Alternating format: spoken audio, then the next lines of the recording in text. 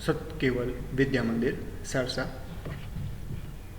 myself Sajan Kumar Prajapati from Satkeval Vidya Mandir, class 12 science, subject physics,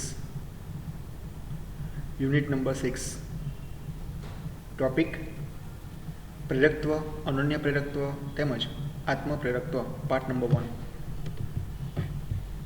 મિત્રો, આપણે અગાઉ ગતિકીય EMF વિશે જોયું, તેમજ એના અગાઉ આપણે કેટલીક વસ્તુઓ જેવી અગત્યની વસ્તુઓ જેવી કે ફ્લક્સ છે, ચુંબકીય ક્ષેત્ર છે, વિદ્યુત ભારોની ગતિ છે, વિદ્યુત પ્રવાહ છે, ચુંબકીય બળ છે, લોરેન્સ બળ છે, આ બધી ચર્ચા કરી ચૂક્યા છે। હવે આજે આપણે આગળ એક નવા ટોપિક વિશે વાત કરવાની છે, એનું નામ છે પ્રેરકત્વ કોને કહે છે।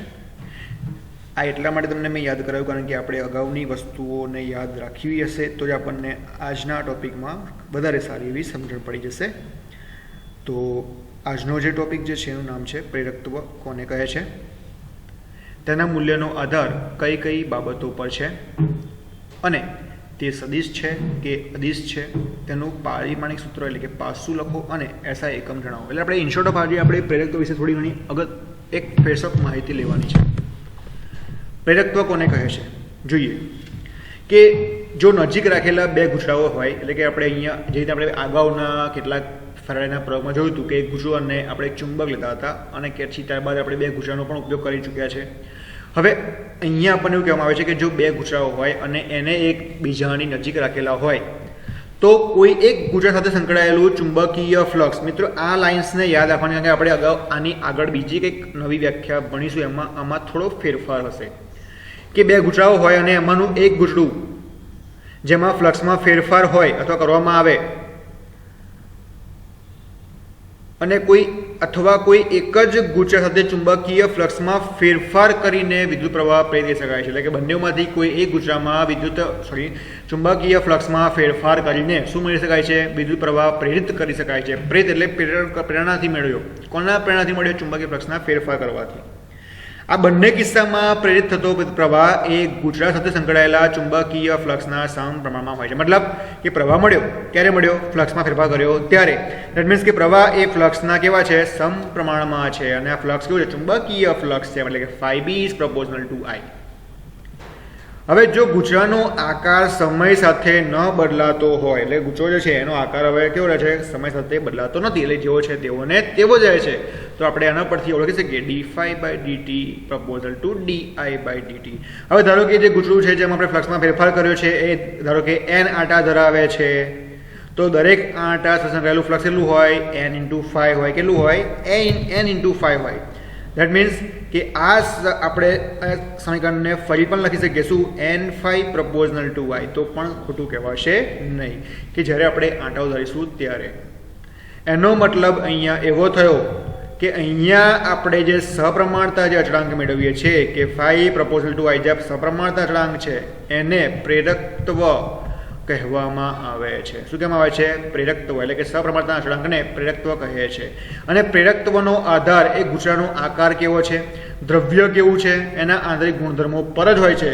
અને સમાંતર પ્લેટ કેપેસિટીની વાત કરીએ તો સમાંતર પ્લેટ કેપેસિટર માટે પ્લેટના ક્ષેત્રફળ અને પ્લેટ વચ્ચેના અંતર અને તેની વચ્ચેના માધ્યમ કેવું છે એના ઉપર અચળાંક પર આધારિત છે।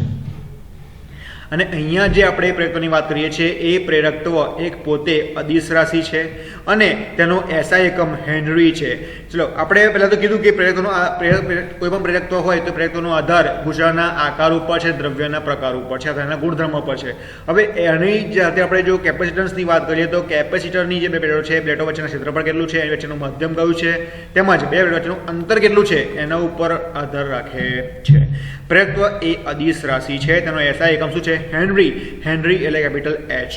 જોસેફ હેનરી નામના વૈજ્ઞાનિકના માનમાં રાખવામાં આવેલું છે કારણ કે વિદ્યુતચુંબકીય પ્રેરણની શોધ તેણે કરી હતી જે ઇંગ્લેન્ડમાં ફેરાડેની શોધથી સ્વતંત્ર હતી। એટલે કે ફેરાડે શોધ તો કરી હતી પરંતુ હેનરીએ પણ શોધ કરી હતી વિદ્યુતચુંબકીય પ્રેરણની, પરંતુ એની જે શોધ છે એ ફેરાડેની શોધથી કેવી હતી? એકદમ સ્વતંત્ર, પોતે સુજાત, એટલે કે બંનેથી અલગ તેનાથી અલગ હતી। પ્રેરકત્વનું પારિમાણિક સૂત્ર આપણે આના ઉપરથી ફાઇન્ડ કરી શકીએ છીએ કે m1 L2 T - 2 A - 2 જોવા મળે છે। પ્રેરકત્વનો મુખ્ય બે પ્રકાર છે. આપણે જે પ્રેરકત્વની વાત કરી અચળાંક અને એ અચળાંકના બે પ્રકાર છે. હવે આપણે ડિફાઇન કરીશું કે અચળાંક તો કયા અચળાંક. તો પ્રેરકત્વના મુખ્ય બે પ્રકાર છે. એક છે અન્યોન્ય પ્રેરકત્વ અને બીજું છે આત્મ પ્રેરકત્વ. ચલો, પ્રેરકત્વના કેટલા પ્રકાર છે? બે. કયા કયા છે? અન્યોન્ય પ્રેરકત્વ અને બીજું છે આત્મ પ્રેરકત્વ. ચલો ફરી એકવાર રિપીટ કરી લઈએ કે પ્રેરકત્વ કોને કહે છે એ જોયું, મૂલ્યનો આધાર એક બાબત બધા આધાર રાખે છે તે પણ જોયું, સદિશ છે કે અદિશ તો અદિશ એ પણ જોયું, તેનું પાસું પણ મેળવ્યું અને તેનો એસઆઈ એકમ પણ મેળવી લીધો અને તેના પ્રકાર પણ જોઈ લીધા. ચલો ફરી એકવાર કે જો બે ગુચરાઓ હોય અને બે ગુચરાના એકમાંથી કોઈ એક ગુચરાના ફ્લક્સમાં ફેરફાર કરવામાં આવે તો તે ગુચરામાં પ્રેરિત પ્રવાહ મેળવી શકાય છે.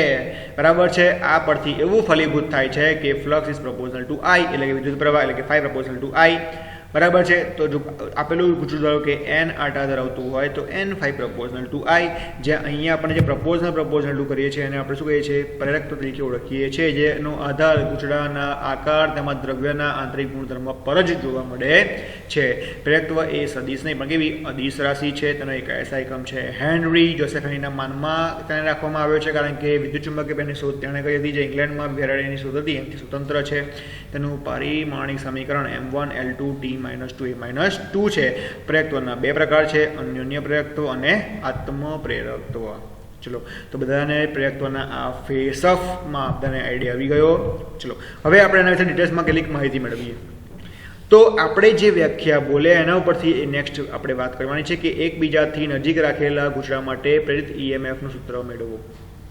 કારણ કે ફેરાડે જેવું કર્યું છે એવું આને પણ કર્યું છે, તો આપણે આના શોધ પરથી પણ ઈએમએફ સુધી બતાવીએ કે એકબીજાની નજીક રાખેલા ગુચરા માટે બે ગુચરા લેવાના છે જે એકબીજાથી કેવા છે? નજીક છે, અને એના માટે આપણે પ્રેરિત ઈએમએફ મળશે જે આપણે મેળવીશું, અને આમાં આપણે પ્રેરકત્વનો ઉપયોગ કરવાનો છે. તો યાદ રાખજો પ્રેરકત્વ શું છે. આકૃતિમાં તો આનું સોલ્યુશન આપીએ કે આકૃતિમાં દર્શાવ્યા મુજબ આપણને અહીંયા આગળ બે ગુચરા આપેલા છે. એક ગુચરું C1, બીજું છે C2. C2 ગુચરામાંથી આ ગુચરાની અંદર આપણે વિદ્યુત પ્રવાહમાં ફેરફાર કરીશું. તો C2 ગુચરામાં વિદ્યુત પ્રવાહ ફેરફાર થાય તો C1 ગુચરામાં આપણને શું મળશે? EMF જોવા મળશે. કેમ? કારણ કે વિદ્યુત પ્રવાહમાં ફેરફાર કરતા આપણને શું મળે? ચુંબકીય ક્ષેત્રમાં ફેરફાર થાય, અને ફેરફાર થાય આપણને શું મળે? ફ્લક્સમાં ફેરફાર થાય, અને ફ્લક્સમાં ફેરફાર થાય તો આપણને શું મળશે? EMF જોવા મળે છે. અને અહીંયા જે વિદ્યુત પ્રવાહ આપણે આપવો હશે એના માટે આપણે બેટરી જોડેલી છે. બરાબર, એ ધ્યાન રાખવાનું છે. હવે જો C1 ગુચરા જે છે એના આટા ધારો કે N1 છે. કેટલા છે? N1 છે. અને તો તેની સાથે સંકળાયેલું ફ્લક્સ કેટલું મળશે? N151. બરાબર. અને આ ફ્લક્સ ક્યારે મળ્યું? જ્યારે બીજા ગુચરામાં વિદ્યુત પ્રવાહમાં ફેરફાર કર્યો ત્યારે. રાઈટ? દેટ મીન્સ કે આપણે વ્યાખ્યા મુજબ N151 પ્રોપોર્શનલ ટુ I2. મેં તો ધ્યાન રાખજો અહીં I2 કેમ આવે? કારણ કે આપણે બીજા ગુચરામાં પ્રવાહમાં ફેરફાર કરીએ છીએ એટલા માટે ફ્લક્સ ક્યાં મળે છે? પહેલામાં લખીશું 51. Got it? ચલો, N151 ઇઝ ઇક્વલ ટુ, હવે પ્રોપોર્શનલ ટુ કરીશું, લખીશું કોઈ અચળાંક મૂકી દઈએ. આપણે શું કહીએ છીએ? પ્રેરકત્વ કહીએ છીએ, તો અહીં લખીશું M, અચળાંક મૂકીએ છીએ I2, એમના M. બંને બાજુ વિકલન કરવાનું છે, સમય સાપેક્ષ તો કરી દઈએ. d/dt of this term, d/dt of this term. તો d/dt of N151, M common constant છે, અચળાંક છે, બહાર લઈ લઈએ, di2/dt. ચલો, તો આમ નજીક રાખેલા ગુચરા પૈકી કોઈ એકમ વિદ્યુત પ્રવાહ બદલાય તો બીજા ગુચરામાં આપણે શું મળે છે? EMF જોવા મળે છે. અને આ પ્રેરિત EMFનું મૂલ્ય એ વિદ્યુત પ્રવાહના ફેરફારના દર અને બે ગુચરાના અનન્ય પ્રેરકત્વના મૂલ્ય પર આધાર રાખે છે.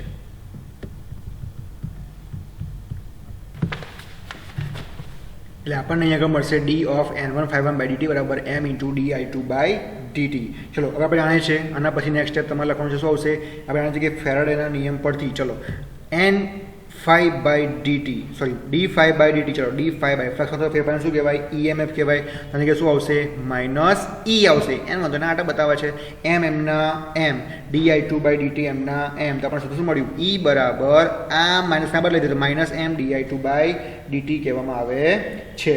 આપણે આમ જોઈ શકીએ છીએ. એટલે આના પરથી એવું ફલીભૂત થયું કે આમ બે નજીક રાખેલા ગુચરા પૈકી કોઈ એકમાં વિદ્યુત પ્રવાહ બદલાય તો બીજા ગુચરામાં શું મળ્યું? આપણને EMF જોવા મળ્યું. આપણે શોધ્યું ને, E બરાબર -M di2/dt, એટલે કે EMF મેળવી શકીએ છીએ. અને આ EMF, આ પ્રેરિત EMF છે, એનું મૂલ્ય વિદ્યુત પ્રવાહનો જે ફેરફારનો જે દર છે અને જે બે ગુચરાઓ જે છે એના અનન્યના પ્રેરકત્વના મૂલ્ય પર આધાર રાખે છે, જેને આપણે અહીંયા કેપિટલ M તરીકે ઓળખીએ છીએ. એટલે આપણે અહીંયા એક પ્રેરકત્વનો નવો બીજો પહેલો પાર્ટ, અનન્ય પ્રેરકત્વ અચળાંકનો પહેલો પાર્ટ, પહેલો પ્રકાર કે અનન્ય પ્રેરકત્વ કોને કહેવાય? તો M ને શોધી કાઢ્યો. એટલે આપણે પ્રશ્ન પૂછાય કે અનન્ય પ્રેરકત્વ શોધો તો આપણે એમને સૂત્ર કરતા બનાવી E બરાબર -mdi/dt પરથી એમને સૂત્ર કરતા બનાવી આપણે અનન્ય પ્રેરકત્વ શોધી શકીએ છીએ, રાઈટ.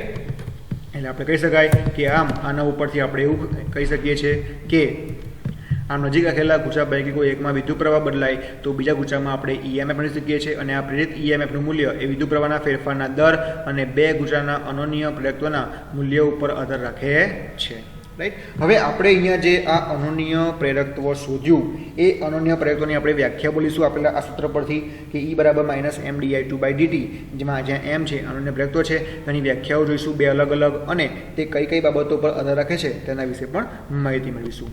તો ચલો અનન્ય પ્રેરકત્વની બે વ્યાખ્યાઓ જોઈ લઈએ કે આપણે જાણીએ છીએ કે phi બરાબર m21 × I1, phi2 બરાબર m21 × I1. તો ધ્યાન આપો કે આપેલા આપણે પહેલા ગુચ્છાની અંદર વિદ્યુત પ્રવાહ આપણે આપીશું તો આપણને બીજા ગુચ્છામાં શું મળશે? ફ્લક્સ મળશે, રાઈટ. એટલે આપણે phi2 લખીએ છીએ અને આપણને અનન્ય પ્રેરકત્વ કોનું મળ્યું?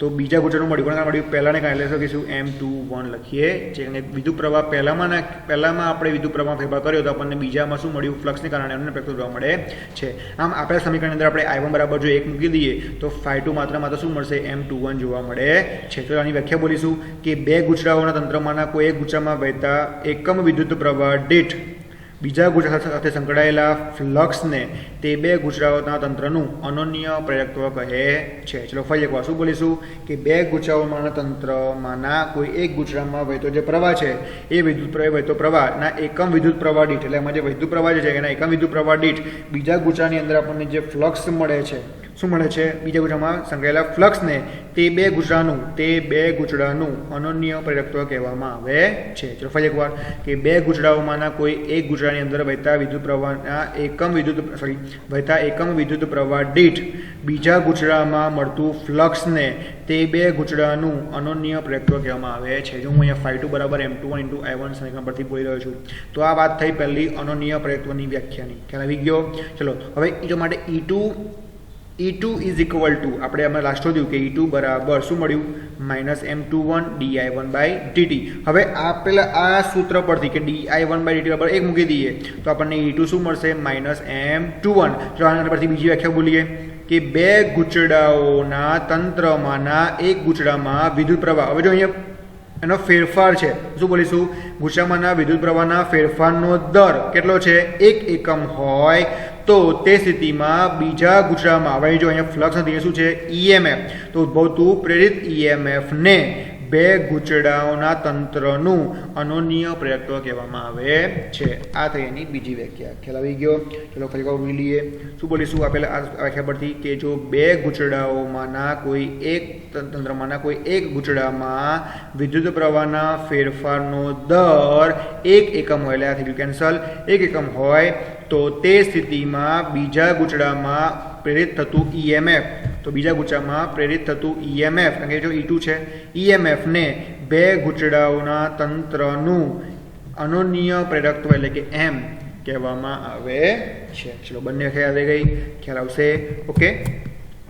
આમ અનન્ય પ્રેરકત્વનો આના પરથી એકમ શું મળશે આપણને? વેબર પર એમ્પિયર અથવા વોલ્ટ × સેકન્ડ પર એમ્પિયર અથવા તો હેનરી અથવા તો ઓમ × સેકન્ડ જોવા મળે છે. ભાઈ એકમ તમારે યાદ રાખવાના છે. અનન્ય પ્રેરકત્વનું પારિમાણિક સૂત્ર શું મળશે? m1L2T-2A-2 જોવા મળે છે. એટલે અનન્ય પ્રેરકત્વનું આપણને પારિમાણિક સૂત્ર મળી ગયું અને એના કેટલાક આપણને એકમ મળી ગયા. અને છેલ્લી વસ્તુ કે અનન્ય પ્રેરકત્વ કેટલીક બાબતો પર આધારિત છે. કઈ બાબતો આધારિત છે? જે રીતે આપણે કહ્યું હતું પ્રેરકત્વ આધારિત છે. હવે આની આગળના એના પ્રકાર પહેલા પ્રકારની સાથે નામ છે અનન્ય પ્રેરકત્વ. તો એ કેટલીક બાબતો પર આધાર રાખે છે. કઈ? નંબર 1 ગુચ્છાઓના આકાર, નંબર 2 તેમના પરિમાણ, નંબર 3 આંટાઓની સંખ્યા, એટલે કે લખીશું આકાર, પરિમાણ, આંટાઓની સંખ્યા, નંબર 4 ગુચ્છાઓ વચ્ચેના માધ્યમના ચુંબકીય ગુણધર્મ કે બે ગુચ્છાઓ છે વચ્ચે ચુંબકીય ગુણધર્મ છે વચ્ચે જે માધ્યમરૂપી જે ચુંબકીય ગુણધર્મ છે તેના ઉપર, નંબર 5 તેમના સાપેક્ષ નમન કે એકબીજાને સાપેક્ષ કેવા રીતે રાખ્યા છે, ગોઠવણ કેવી છે, એટલે કે સાપેક્ષ નમન બે બંને સમજ છે અને તેમની વચ્ચેની સાપેક્ષ ગોઠવણ એટલે કે તેના વચ્ચેના અંતર જે બાજુમાં લખ્યું છે, કારણ કે બંને વસ્તુ સેમ સમજાવે છે એટલે આપણે બાજુમાં તેમના અંતર વિશે પણ એટલે લખેલું છે કે અંતર વિશેની વાત કરેલી છે. તો અહીંયા 6 બાબતો પર આધાર રાખે છે. કયા છે? એટલે ફરી એકવાર કે અનન્ય પ્રેરકત્વ કઈ બાબતો પર આધાર રાખે છે? તો અનન્ય પ્રેરકત્વ નંબર 1 ગુચ્છાઓના આકાર ઉપર આધાર રાખે છે, નંબર 2 તેમના પરિમાણ પર આધાર રાખે છે, નંબર 3 તેમના આંટાઓની સંખ્યા ઉપર આધાર રાખે છે, નંબર 4 ગુચરાઓના વચ્ચેના માધ્યમ ચુંબકીય ગુણધર્મો ઉપર આધાર રાખે છે. નંબર 5 તેમના સાપેક્ષ નમન ઉપર આધાર રાખે છે. અને નંબર 5 તેમની સાપેક્ષ ગોઠવણ એટલે કે તેમની વચ્ચેના અંતર પર વચ્ચે પણ આધાર રાખે છે. ખ્યાલ આવી ગયો? ચલો એક ફરી આપણે આ ક્વેશ્ચનને રિપીટેશન કરી દઈએ કે આપણો પ્રશ્ન અહીં એવો હતો કે અનન્ય પ્રેરકત્વ કોને કહેવામાં આવે છે એ સમજવું છે. તો આની માટે આપણે બે ગુચરા લઈએ છીએ. એકને આપી દઈએ છીએ નામ C2 C1 અને બીજા આપી દઈએ છીએ C2. C1 અંદર આપણે વિદ્યુત પ્રવાહ આપીશું તો C2 ના ફ્લક્સમાં ફેરફાર થશે એટલે આપણને EMF કેમ મળશે? C2 ની અંદર મળશે એટલે C1 ને કારણે આપણને શેમાં શું મળ્યો? EMF જોવા મળ્યું. એ આપણે અહીંયા શોધીએ છીએ. તો આને સ્ટેપ બાય સ્ટેપ લખતા જઈએ કે અહીંયા C1 ગુચરા છે અને આટાઓ N1 છે. એની સાથે સંકળાયેલું ફ્લક્સ કેટલું હશે? N × ∅1 હશે. આપણે અગાઉ ભણી ગયા એના ઉપરથી કે N∅1 proportional to I2 તો N1∅1 બરાબર proportional અચળાંક કાઢતા કોઈ અચળાંક મૂકી દઈએ અને આપણે M કહીએ છીએ M × I2. બંને બાજુ વિકલન કરીશું તો d of n∅/dt કરીશું ઇન્ટુ m of di/dt કરીશું. તો હવે d∅/dt શું કહેવાય? E કહેવાય. તો માઇનસ E બરાબર m × di/dt મળશે. તો E બરાબર શું મળશે? માઇનસ m × di/dt જોવા મળે છે. જ્યાં અહીંયા આપણને EMF ની વેલ્યુ મળી એ શું બતાવે છે કે અહીંયા આપણને બે નજીક રાખેલા જે ગુચરાઓ છે એનામાંથી કોઈ એક ગુચરામાં જો વિદ્યુત પ્રવાહ આપણે બદલીશું તો બીજા ગુચરામાં શું મળશે? આપણને ફ્લક્સને કારણે EMF જોવા મળે છે. જો અહીંયા ફ્લક્સ શબ્દ નથી પડતા, આપણે ડાયરેક્ટ લખીએ છીએ કે EMF મળે છે. પણ તમે ખબર પડી જોઈએ વિદ્યુત પ્રવાહ તો શું મળે? EMF મળે. રાઈટ? આમ આપણે EMFનું મૂલ્ય એ વિદ્યુત પ્રવાહના ફેરફારના દર અને બે ગુચરાઓના અનન્ય પ્રેરકત્વના એટલે કે એમના મૂલ્ય પર આધાર રાખે છે. એના પરથી આપણે એની બે અલગ અલગ વ્યાખ્યાઓ જોઈ. ચલો વ્યાખ્યાઓ રિપીટેશન કરી દઈએ. બે સૂત્રમાં યાદ રાખવાના છે. એક તો આપણે અગાઉ જે શોધી છે એના પરથી આપણે લખીએ છીએ ∅ mi2 બરાબર, ત્યાંથી આપણે લખીએ છીએ. ચલો હવે અહીંથી ∅2 m2 અને 2 આવે કારણ કે આપણે પહેલા ગુચરામાં પ્રવાહ આપ્યો એટલે બીજા પહેલા ગુચરામાં પ્રવાહ આપે તો આપણને બીજા ગુચરામાં શું મળે? આપણને આગળ ફ્લક્સ મળે. તો આપણને અહીંયા અનન્ય પ્રેરકત્વ ક્યાં મળશે? બીજામાં મળશે ને. એટલે પહેલાને કારણે મળ્યું એટલે M21 લખીએ છીએ. ક્યાં મળ્યું? બીજામાં એટલે M21 લખીએ છીએ. ચલો આના પછી વ્યાખ્યા બોલી પહેલી કે I1 બરાબર 1 એકમ લઈએ. શું બોલીશું વ્યાખ્યા? કે જો બે ગુચરાઓમાં તંત્રમાંના કોઈ એક ગુચરામાં જો વહેતા એકમ વિદ્યુત પ્રવાહ દીઠ બીજા ગુચરામાં જો ફ્લક્સ મળતું હોય તો તે બે ગુચરાઓના તંત્રનું અનન્ય પ્રેરકત્વ કહેવામાં આવે છે. ચલો ખ્યાલ આવી ગયો? એવી રીતના બીજી ખબર શું આપણે એની માટે પણ એ જ સમીકરણનો ઉપયોગ કરવાનો છે અહીંથી જ કે E બરાબર માઇનસ m di2/dt અહીંયા લખ્યું નથી, તમારે લખવાનું છે. ચલો લખી લો, લખાઈ દો જો યાદ ના રહ્યું હોય તો. ચલો આ જે છે એની જગ્યાએ શું આવશે? માઇનસ E બરાબર નું m. તો શું લખી શકાય? અને E બરાબર માઇનસ m di2/dt. એના પરથી બીજી વ્યાખ્યા બોલીશું તો E2 બરાબર માઇનસ m21 di1/dt. જો પહેલા ગુચરામાં આપણે વિદ્યુત પ્રવાહ ફેરફાર કર્યો તો આપણને બીજા ગુચરામાં શું મળ્યું? EMF મળ્યું છે. બરાબર છે, માટે m21 લખીએ છીએ આગળ. ચલો તો વ્યાખ્યા શું લખીશું કે જો બે ગુચરાઓના તંત્રમાંના કોઈ એક ગુચરામાં વિદ્યુત પ્રવાહના ફેરફારનો દર કેટલો હોય? 1 એકમ હોય તો બીજા ગુચરામાં ઉદ્ભવતું પ્રેરિત EMF એટલે કે E2 એ તે બે ગુચરાઓના તંત્રનું અનન્ય પ્રેરકત્વ એટલે કે M21 કહેવામાં આવે છે. રાઈટ? આ તેની બે અલગ અલગ વ્યાખ્યાઓ. તો તેનો એકમ શું છે? તો અનન્ય પ્રેરકત્વનો એકમ છે વેબર પર એમ્પિયર અથવા છે વોલ્ટ સેકન્ડ પર એમ્પિયર અથવા તો છે હેનરી અથવા તો છે ઓમ ઇન્ટુ સેકન્ડ. આ બધા જ એકમો આપણે અહીંયા યાદ રાખીશું. અનન્ય પ્રેરકત્વનું પારિમાણિક સૂત્ર શું મળશે? M1L2T-2A-2 જોવા મળે છે. અને અનન્ય પ્રેરકત્વની બાબતો પર આધાર રાખે છે કે કઈ 6. એક આ ગુચરાઓ માટેના આકાર, બીજું પરિમાણ, તેમાંની આટોની સંખ્યા, ચોથું તેનો ચુંબકીય ગુણધર્મ, સાપેક્ષ નમન પર તેમજ સાપેક્ષ ગોઠવણ એટલે કે તેના વચ્ચેના અંતર પર પણ આધાર રાખે છે. તો આજે આપણે વાત કરી પ્રેરકત્વ એટલે શું. પ્રેરકત્વના પ્રકારોમાંનો પહેલો પ્રકાર જેને આપણે અનન્ય પ્રેરકત્વ તરીકે ઓળખીએ છીએ તેના વિશે વાત કરી અને આપણે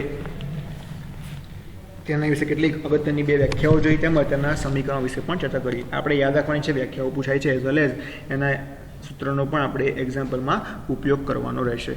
તો આશા રાખીશું કે આજના આ સેશનમાં આપ સૌને ખ્યાલ આવ્યો હશે, મજા આવી હશે એવી આશા સાથે ફરી મળીશું. ત્યાં સુધી જય હિન્દ, જય Bharat. Thank you very much.